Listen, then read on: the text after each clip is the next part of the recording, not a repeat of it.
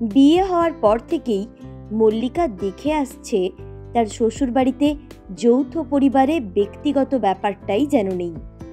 মল্লিকা বরাবরই খুব শান্ত, চুপচাপ ও নির্বিবাদী। আর নিজে চাকরি করে এইসব ব্যাপারে মাথা ঘামানোর সময় বা ইচ্ছে কোনোটাই তার হতো না। শাশুড়ি মা ইচ্ছে হলেই তাকে না জানিয়েই তার বিয়েতে পাওয়া জিনিস একে তাকে দিয়ে দিতেন। সবচেয়ে তার খারাপ লাগলো, শাশুড়ি মা একদিন তার বাবার দেওয়া কাশ্মীর থেকে আনা নতুন শালটা নিজের বোনকে দিয়ে দিলেন।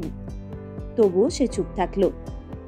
কিন্তু নিজের ছোট দেওরের বিয়ের দিন যখন শাশুড়ি মা এসে বললেন তার 6 মাসের মেয়েকে নিয়ে পশ্চিমের ছোট ঘরে মালপত্র নিয়ে শিফট করতে, তার বড় ঘরে আলো হাওয়া বেশি বলে নতুন বউকে দেওয়া হবে, সে প্রথমবার প্রতিবাদ করে বলল, সেটা তো আমি পারবো না মা, ওই ঘরে আমার মেয়ের গরমে কষ্ট হবে। আপনি বরং আপনার নতুন বৌমাকে আপনার ঘরটা দিয়ে দিন। দক্ষিণের ওই ঘরটাই সবচেয়ে বড় আর খোলামেলা, তাই সেটাই সবচেয়ে ভালো হবে। আর এবার থেকে আমার ব্যাপারে কোনো সিদ্ধান্ত নেওয়ার আগে আমাকে জানিয়ে নেবেন।